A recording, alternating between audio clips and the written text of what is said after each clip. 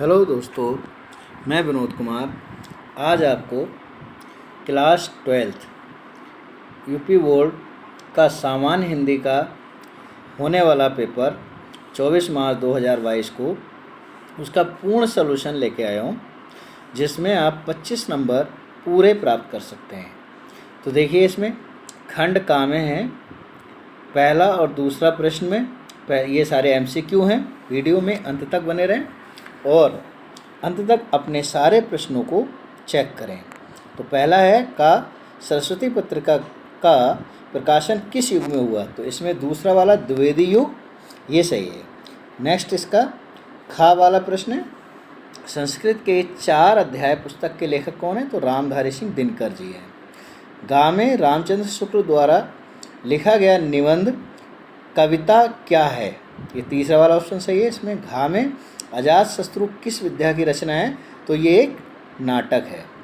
ऐसी अणा में अज्ञे की रचना है शेखर एक जीवनी, इसका फर्स्ट वाला सही है।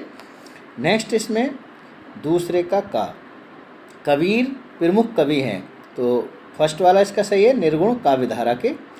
खा वाला है बिहारी लाल के प्रमुख रूप से किस छंद में रचना की है? तो वो दोहा और सोरठा दोनों में की थी इन्होंने, जिनमें दोहा सही है क्योंकि सोरठा है नहीं इसमें। ऐसे गाँव में नौका विहार कविता का संबंध किस नदी से है? तो नौका विहार कविता में गंगा का वर्णन किया गया है। नेक्स्ट है घा प्रयोगवादी काव्यधारा के कवि हैं, तो ये गिरिजा कुमार माथुर जी हैं। नेक्स्ट इसका अणा वाला है आंसू काव्य में प्रधान रस है, तो इसमें करुण रस है। अब जो तीसरा प्रश्न है ये आपका गद्यांश है। इस गद्यांश को ससंदर्भ वर्णन करना, अथवा ये कर लो या अथवा दूसरा वाला गद्यांश ये आप कर सकते हैं। चौथे प्रश्न में पद्यांश है। इस पद्यांश से संबंधित प्रश्नों के उत्तर अथवा वाला ये वाला जो है इसको कर सकते हैं।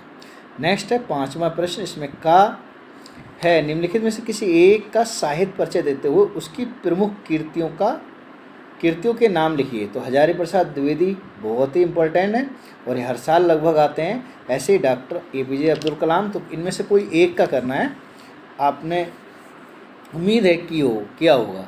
नेक्स्ट खा वाले में भी किसी एक का इसमें आपको साहित्य परिचय देते हुए उनकी प्रमुख रचना का वर्णन करना है। ऐसे छठा है बहादुर अथवा ध्रुव यात्रा कहानी की कथावस्तु का सार या सारांश 80 शब्दों में लिखना है। नेक्स्ट है सातवां स्वपठित खंडकाव्य के आधार पर किसी एक खंडकाव्य एक प्रश्न का उत्तर दीजिए। जो आपको पढ़ाया गया हो उसमें से किसी एक के प्रश्नों का, यानी कि जैसे एक में पहला है, पहले में ये दोनों कर लें, ऐसे दूसरे में करने हैं, तीसरे चौथा, इनमें से जो आपको पढ़ाया गया है उसे करना है। इसी प्रकार से आठवां प्रश्न है दिए गए संस्कृत गद्यांश में से किसी एक का ससंदर्भ हिंदी में अनुवाद करना है।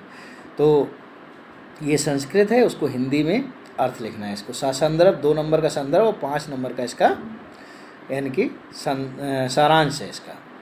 नेक्स्ट है अथवा में ये कर सकते हैं आप। खा वाला है दिए गए श्लोक में से किसी एक का ससंदर्भ हिंदी में अनुवाद कीजिए। जैसे दिया है न चोर हारे, न राजा हारे, न भ्रात भाज, न भारकारी, अर्थात न चोर चुरा सकता है, न राजा छीन सकता है, न भाई छीन सकता है, न पत्नी मार सकती है। व्यय कृते वर्धते नित्यम विद्याधनम सर्वधन प्रधान, अर्थात व्यय करने से ये नित्य बढ़ता है।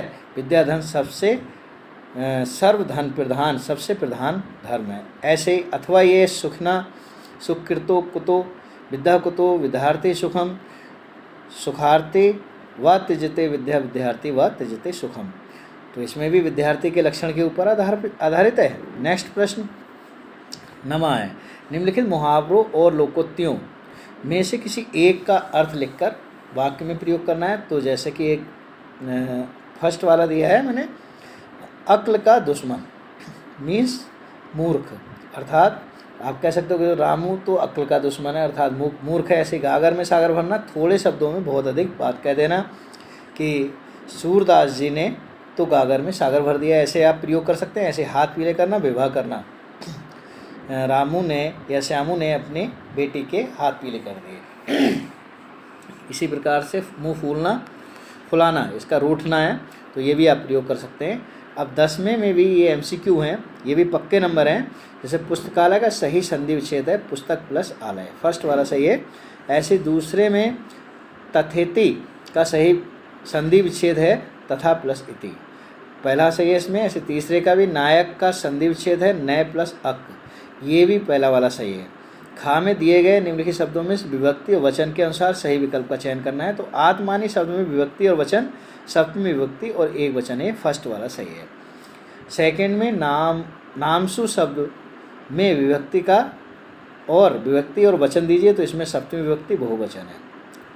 इसी प्रकार से 11 का युग्मों का सही अर्थ चयन करके लिखिए। तो अविराम और अभिराम, तो बिना रुके, रोक के और सुंदर।